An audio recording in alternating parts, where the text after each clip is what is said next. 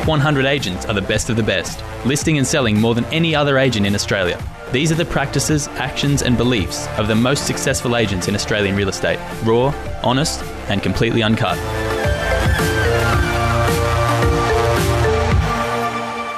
G'day everyone, it's Tim Neary here. I am editor of Real Estate Business and host of the Secrets of the Top 100 Agents podcast.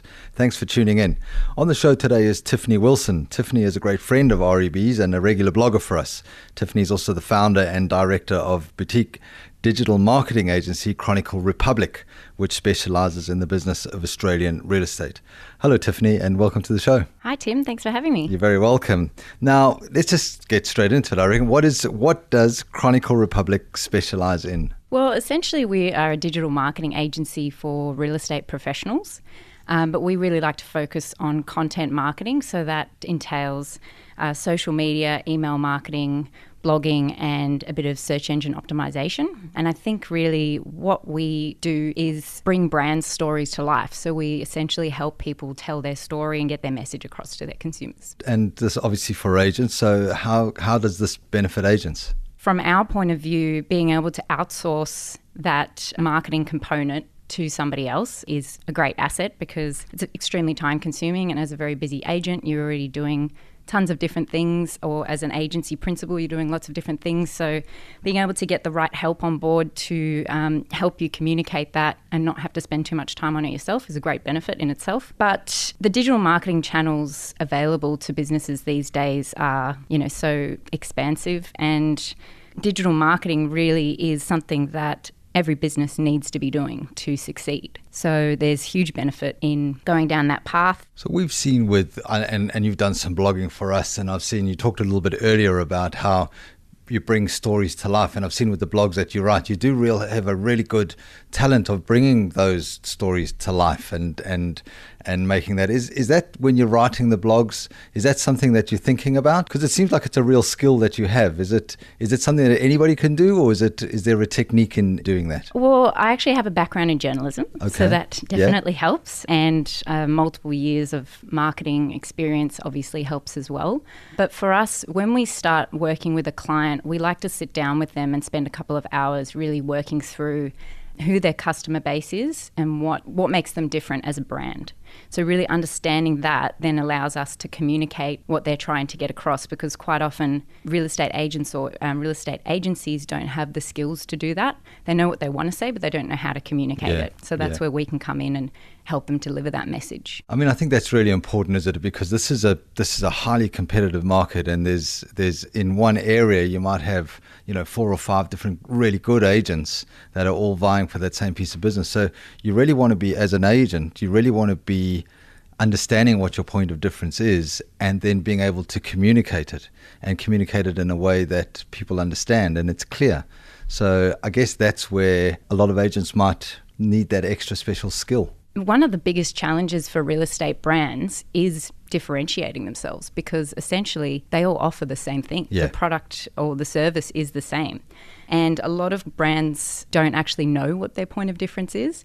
And sometimes going through that process with us in the beginning, that strategy session, it helps them to bring that to the surface and to actually define what those things are. And then they think, oh, wow, I didn't realize that we actually did that so differently to other agencies. And then we can then turn that into a marketing message and communicate it. Because it's not always easy. I mean, it's not always apparent, is it, what your point of difference is? I mean, you would go about your business and you would do your business and you would do it to the best of your ability, but you may not know, unless you go through it with an expert, what it is that differentiates you exactly from somebody else. Yeah, definitely. And I think something that I would highly suggest for agents that are looking to tap into that from a personal branding perspective is to look at what is actually of interest to them on a personal level. So bring in their own personality, and don't be afraid to show who you really are and be genuine, because that's how you form connections and break down those trust barriers with people. So particularly that transforms into social media channels really well, where you can actually showcase some of that personality in a professional way. And I think that's what the market really cries out for a lot, isn't it? It's that authenticity, and it'll pick up when people are being honest and when they're talking, when they're giving of themselves, and they'll kind of be rewarded for that, wouldn't they? I mean, absolutely. People tend to, particularly, and you mentioned a little earlier, sort of in the social social media channels, they ideally sort of set up to allow people to express themselves. Absolutely. Social media is social at the end of the day. It's not about just promoting yourself and your business. It's actually about, showing the person behind the brand or the people behind the brand. And we find that kind of content on social media really resonates with audiences. And, if you post something that, your wife's pregnant or something like that, quite often those posts get a huge amount of engagement because people want to see, that authenticity. That real you. Yeah. That real you. The clue is in the title, social. Definitely. But it shouldn't be all about that at the same time. You still have to have some elements of promotion in there. There's a balance, isn't it? And that's where people like you come in and know when it's time to change gear, I guess, and go. Talking about changing gears, what about digital marketing? It's been around for a little while, for a long while now in the market. Yep. What trends, in fact, before we get to trends, how has digital marketing changed the market? Well, I think it's completely transformed the market, really. There's so much more information available to buyers and sellers in this day and age, and people do go out there and do their research, and that means that the expectations are then much higher as well. So that availability of information has completely transformed the industry. I think from a marketing perspective, the digital channels have given so much more opportunity to both agents and agencies, and there's so many different avenues you can go down now. It's just opened up a whole world of opportunity to promote yourself more and get out there and get in front of the right people and reach the right people. Are there downsides to that? Is there anything that agents need to be wary of or be careful of? Definitely. I think it is a big challenge for businesses and I suppose agents as well, because it's such a fast-paced industry. Things are changing all the time. Social media, even in the last 2 years, has evolved drastically, and I'm seeing a lot of people wasting time and money because they don't really know what they're doing, unfortunately. And that's where bringing in an expert, because it has become so specialised, can be very beneficial. In terms of saving time, which in the end is saving money. And I guess that there would be some other things around sort of reputation and brand and stuff that you would want to pay attention to. But talking about changes that are happening, what trends are you seeing emerging in this space? Social media in digital marketing is obviously a huge buzzword in the business world in general, not just in real estate, but in particular in real estate, I've noticed it's become a bigger trend in the last year. It was a big topic at REB. A lot of speakers were covering off on it. Social media obviously is a huge trend. In particular, Facebook advertising is becoming something that is more and more prolific. I'm seeing more of it happening. Again, going back to those challenges, what it tends to be happening is a lot of people are wasting money on Facebook advertising because it is so specialised that they don't really know, what budget to use, what kind of ads to do, how long to advertise for, etc. So although it's becoming a trend, it is becoming a challenge as well. Is it fair to say Facebook is the main channel to use, or are there others that are equally as, I'm going to say, good, for want of a better word? Facebook definitely is the most used channel in Australia. There's 17 million active users in Australia, so that's 70% of the population, which is huge. Instagram is the second most popular channel. They've got about 5 million active users in Australia. But Facebook is used by about 95% of social media users. So it's certainly got the highest reach and has the most opportunity at this point in time. The other channels, obviously LinkedIn, Twitter, are other important channels as well. But in the last year, the stats are showing there has been a decline in the usage on those two channels. So I would suggest anybody who's considering getting into social media or not sure where to allocate resources, focus on Facebook and Instagram, depending on your market and who you're trying to attract. But they are the most popular channels and the most used. They're the growing channels. What impact is it likely to have for agents in the business of social media, in the business of using social media to promote themselves? I think the impact is really that it's becoming almost an extension of the database. So rather than just relying on traditional prospecting efforts, like calling or deal cards, signage, community sponsorships, etc. Facebook in particular is now becoming an extension of that because you can reach people in particular suburbs, you can target by postcode, there's lots of cool things you can do. So, and it allows you to also keep that regular touch point and be top of mind. So it's definitely becoming an extension of the database for real estate. You're at the pointy end of the business. You see this, you're working with the best agents in the business. What are you seeing that the best agents are doing in this space? Obviously, employing an expert to manage your social media channels has huge benefit because it is so specialised. And I do see a lot of agents and agencies that are essentially wasting a lot of time on their social media channels because they don't really know what they're doing and they're just posting content to tick a box, basically, but they're not reaching anybody and they're not actually engaging with people, and that's really where the value is. So for a start, if you can afford it, definitely bring on someone who's an expert, who knows what they're doing and who can help you, because ultimately you want to be working on your business and not in your business.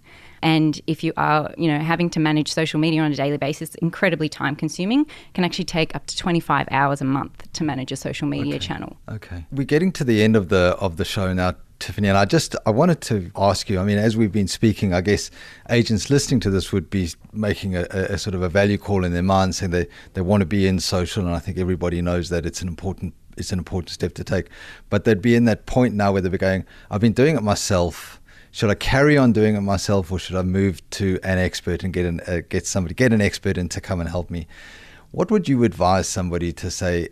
When is it time to make that move? How do you know that what you're doing is not working, and how do you know, or what should you be getting from your social that you're not necessarily getting, and it's time to move? Well, ultimately, you want to be generating some kind of business from your social media channels, because there's a lot of work involved to manage these things. If you're not reaching your business goals and you're not finding that social media is converting to one of those business goals, then you probably need some additional help.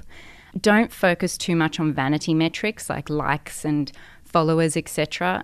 It doesn't matter if you have a small following. If you have a following of under 1,000 people, if they're quality people that are actually interacting with you on a regular basis and enjoying your content, then that's okay. That's not a problem. Also, something to consider is you may not be looking at social media just for leads. There might be another objective. So it could be brand awareness, getting yourself out there. You might want to just build your email database, and you're using social media as a channel to do that. So it really depends. I think you need to just sit down and think about, what am I actually trying to get out of this? Am I getting that? And the only way you can do that, you can analyze that, is by looking at your analytics, which I'm hoping that most people have a business profile and not a personal profile, because if you do have a personal profile, you won't be able to know whether you're actually reaching people or not. And then kind of working out from there whether you want to actually allocate budget to it. Allocating budget is something that's really important, particularly for Facebook, because it is a pay-for-play channel now. It's not a free channel anymore. Social media hasn't been a free channel for a very long time.